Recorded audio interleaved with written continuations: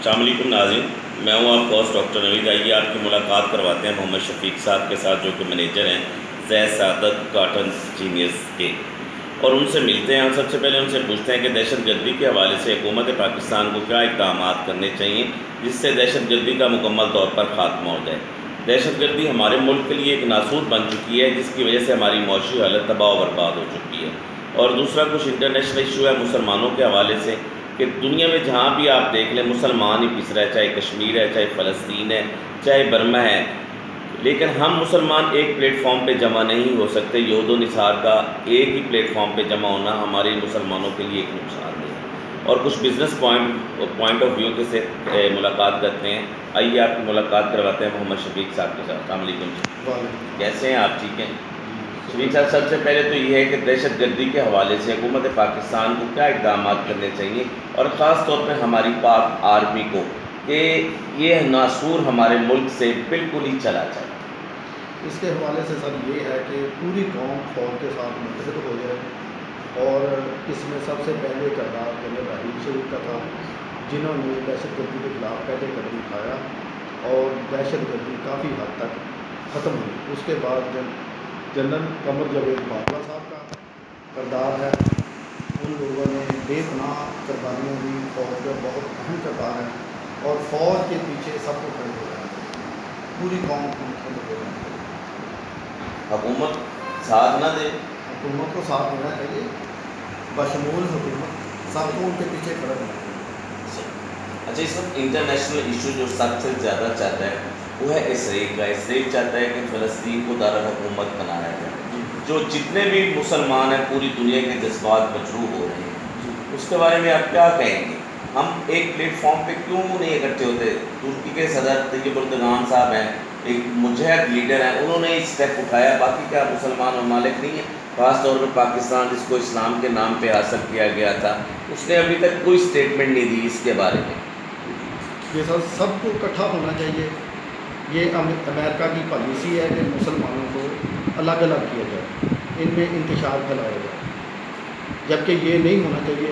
وہ مرد مجاہد ہے ترکی کا صدر، اس کے پیچھے سب کو اکٹھا ہونا چاہیے، اس کو اپنا لیڈر مان کے اس کے پیچھے سب کو اکٹھا ہونا چاہیے۔ کچھ بزنس پوائنٹ آف ویو کے حوالے سے بجلی کی لوڈ شیڈنگ کے حوالے سے کیا پوزیشن ہے اس وقت؟ اب کافی بہتر ہے، کافی بہتر ہے، پچھلے سال کی نسبت اس سال کافی بہتر ہے۔ ویسے کچھ ٹیکنیکل خرابی کی وجہ سے پچھلے دنوں کچھ مسائل آئے تھے، لیکن بہت بہتر ہے۔ ترقیاتی کام کی کیا پوزیشن ہے آپ کے حلقوں میں؟ ترقیاتی کام بھی ہو رہے ہیں۔ کیا نون لیگ کی حکومت سے مطمئن ہے جو تنور گزار کے جا رہی ہے؟ کچھ حد تک مطمئن۔ یہ جو ہم لوگ انکم ٹیکس پے کرتے ہیں، آپ یہاں پہ مینیجر ہیں، ظاہر ہے جو بھی حساب کتاب ہوتا ہے وہ آپ کے پاس ہی ہوتا ہے، تو آپ اس میں سے انکم ٹیکس پے کرتے ہیں۔ کیا حکومت پاکستان اس میں آپ کو کوئی سہولیات بھی پرووائڈ کر رہی ہے؟ ہاں، سہولیات بھی ہوتی ہے، یہ ترقیاتی کام ہو رہے ہیں، کافی ہو رہے ہیں۔ جی اس کے علاوہ ویسے پورا جو یہ مافیا ہے، جی، یہ ٹھیک نہیں ہونا دیتا سسٹم کو۔ صحیح۔ حکمران تو اپنی جگہ پہ کوشش کرتے ہیں، لیکن مافیا اس کو ٹھیک نہیں ہونے دیتا۔ سی پیک کے حوالے سے کیا کہیں گے؟ کیسا منصوبہ ہے چائنا پاکستان کا؟ بہت اچھا، اقتصادی راہداری کا نام بھی دیا گیا ہے اس کو۔ ہاں جی، کیا معاشی حالت بدلے گی پاکستان کی اس میں؟ انشاءاللہ بدلے گی، انشاءاللہ بدلے گی۔ ہم قرضے لے لے کے ہی کھاتے رہیں گے اور ہمارا ہر بچہ 1,25,000 روپے کا مقروض ہوتا جائے گا؟ نہیں، ابھی آنے والا ٹائم ہے انشاءاللہ پاکستان کو انٹرنیشنل ٹائگر، ایشین ٹائگر بنے گا۔ گیم چینجر ثابت ہوگا ہاں جی، آپ کی نظر میں؟ بالکل ہوگا انشاءاللہ۔ ہمیں اچھی توقع رکھنی چاہیے کیونکہ اس کے پیچھے فوج ہے۔ صحیح۔ آنے والی حکومت کو کیا پیغام دے گے؟ کوئی بھی حکومت ہے، چاہے پی ٹی آئی ہو، چاہے نون لیگ ہو، چاہے پیپل پارٹی ہو، کوئی بھی حکومت آئے، اس کو کیا میسج کنوے کریں گے؟